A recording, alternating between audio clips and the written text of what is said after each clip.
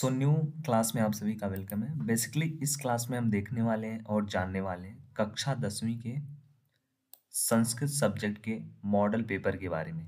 Actual में model paper क्या होता है, आपको बोर्ड परीक्षा में जिस टाइप का पेपर आएगा, कैसा पेपर आएगा, कितने क्वेश्चंस रहेंगे और कौन सा क्वेश्चन कितने नंबर का रहने वाला है, किस नंबर ऑफ क्वेश्चन के कितने मार्क्स आपको मिलेंगे, सब कुछ ओवरऑल जो प्रीव्यू आप देख सकते हो। जैसे कोई भी आप इमेज का फुल साइज देखने से पहले एक बार उसका प्रीव्यू देखते हो तो उसमें आपको पता चल जाता है हाँ इस इमेज में क्या है। तो उसी प्रकार सैम्पल पेपर आपका मॉडल पेपर भी एक्चुअल पेपर की ही तरह होता है, बट क्वेश्चन आपको वहाँ पे डिफरेंट मिलेंगे।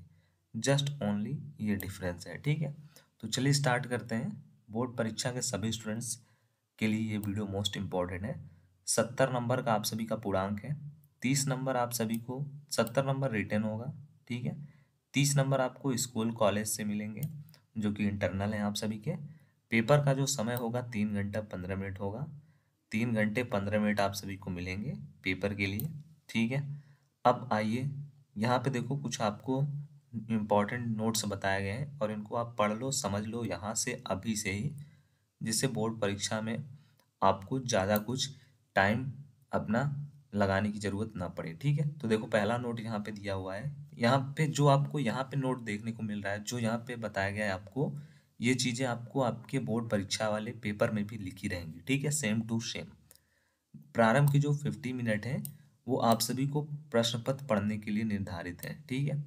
इस प्रश्न पत्र को मतलब आपको जो वहाँ पे जो क्वेश्चन पेपर मिलेगा उसको दो सेक्शन में डिवाइड किया गया है, खंड अ और खंड ब। और जो सेक्शन, खंड मतलब क्या होता है, हिंदी इंग्लिश में आप उसको सेक्शन भी बोल सकते हो, पार्ट बोल सकते हो। और जो हमारा खंड अ है तथा खंड ब दो उपखंडों, उपखंड क और ख में विभाजित है।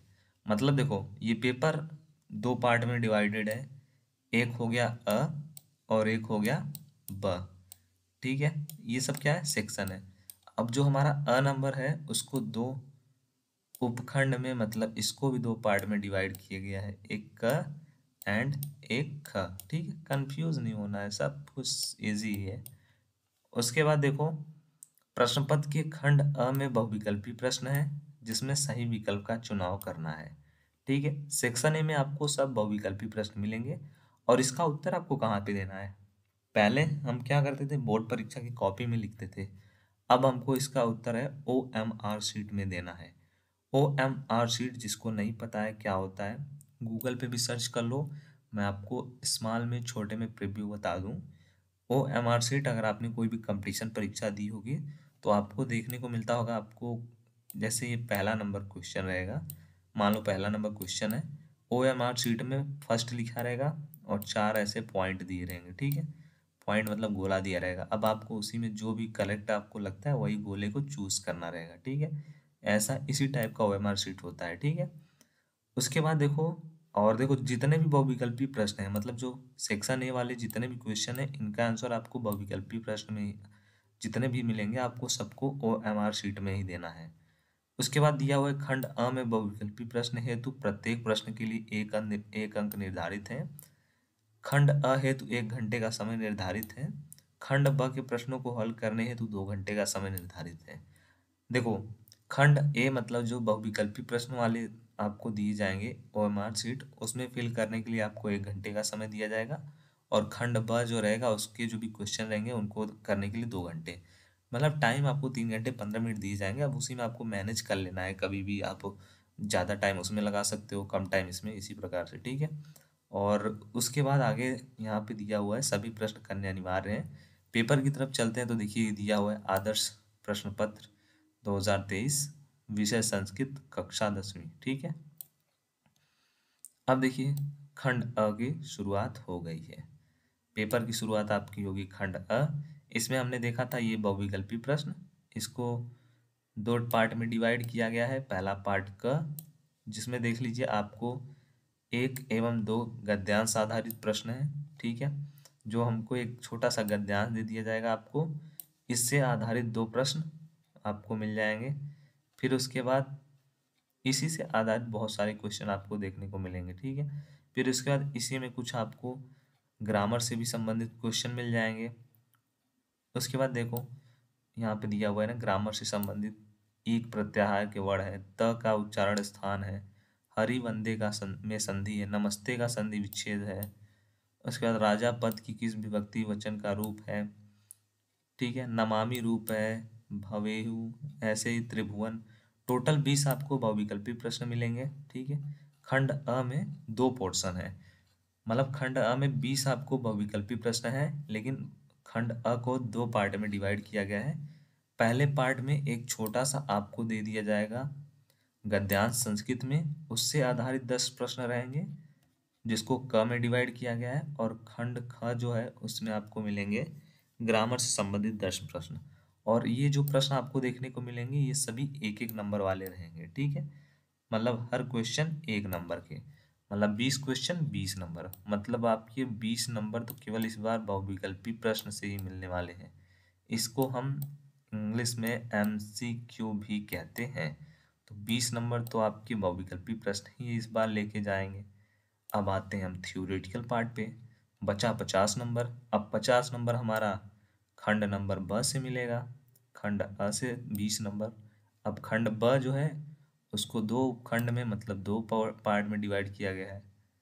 ख है पहला। अब देखिए इसमें हमको पहला क्वेश्चन दिया हुआ है कि निम्नलिखित गद्यांशों में से किसी एक गद्यांश का हिंदी में अनुवाद कीजिए। अब आपको किसी भी, आपको 2 गद्यांश दिया जाएगा, ठीक है, 2 आपको। अब गद्यांश क्या होता है, आपका जो संस्कृत गद्य है उसी में से 4-5 पैराग्राफ का एक आपको दिया जाएगा गद्यांश। 2 दिया जाएगा, सॉरी 2 दिया जाएगा, लेकिन आपको करना एक ही रहेगा, ठीक है। किसी एक का जो है आपको हिंदी में अनुवाद करना रहेगा, ठीक है।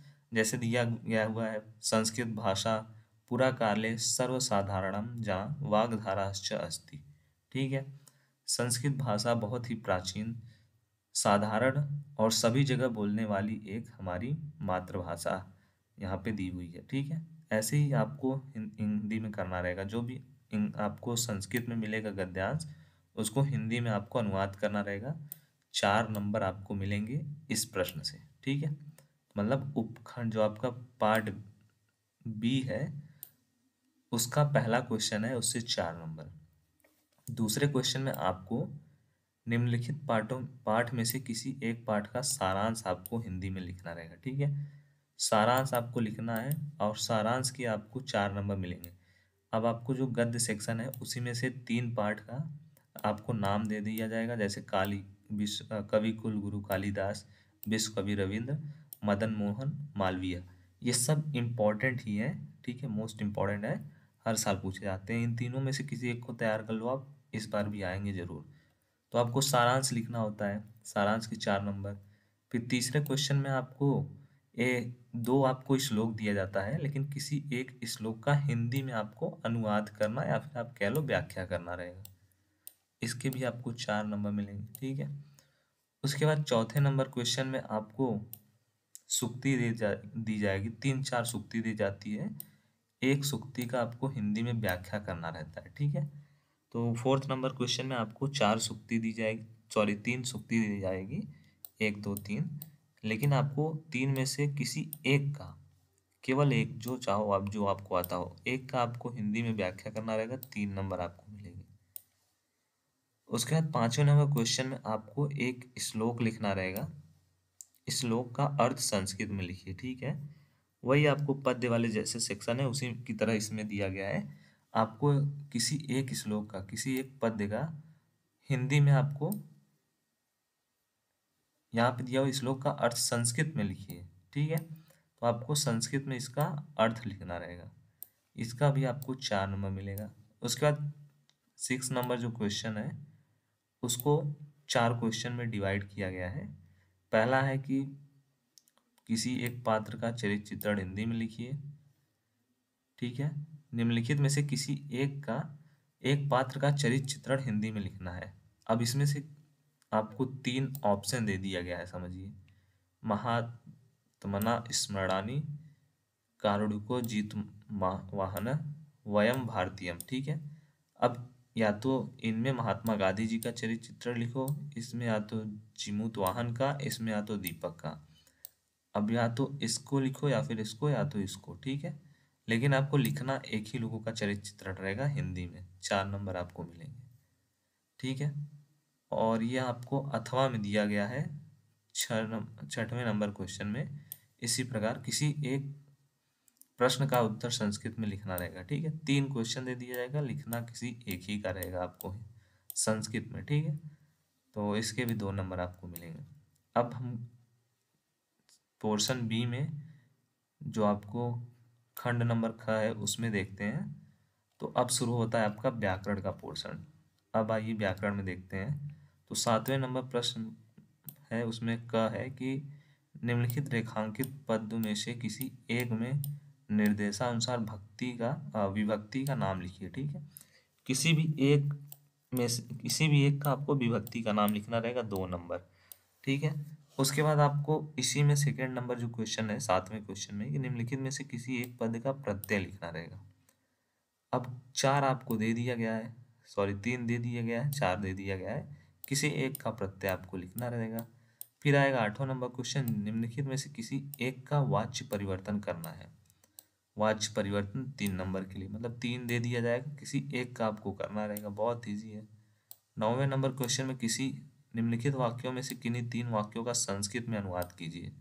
6 नंबर आपको यहाँ से मिलने वाले हैं।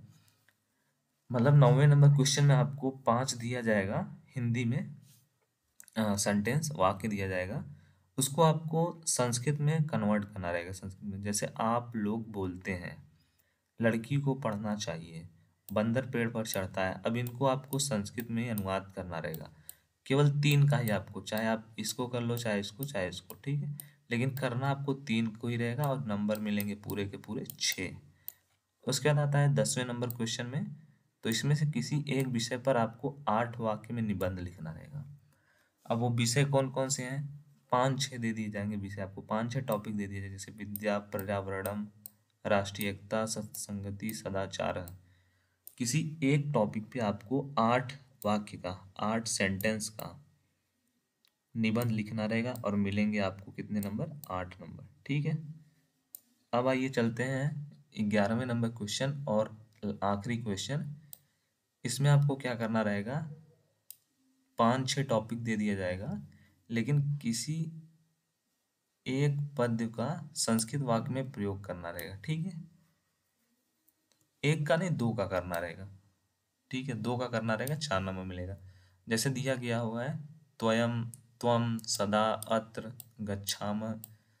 वाक्य प्रयोग क्या होता है, इन्हीं को सेंटेंस आपको बनाना रहेगा कोई, और इनका उसमें यूज करना रहेगा। 2 का रहना करना रहेगा, 2 दूनी 4 नंबर मिलेंगे। तो टोटल देखो यहाँ पे 20 नंबर का बहुविकल्पी हो गया, 50 नंबर आपके हो गए यहाँ पे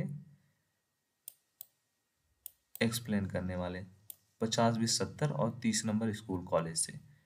तो ये आपका मॉडल पेपर हो गया। इसको मैं लिंक दे दे रहा हूँ डिस्क्रिप्शन बॉक्स में, डाउनलोड कर लो और तैयारी कर लो अभी से ही। फिर भी कुछ समझ में नहीं आया तो कमेंट बॉक्स आपके लिए है। वीडियो आपको 100% आपको यूजफुल ही होगा और हेल्प भी बहुत आपको मिला होगा।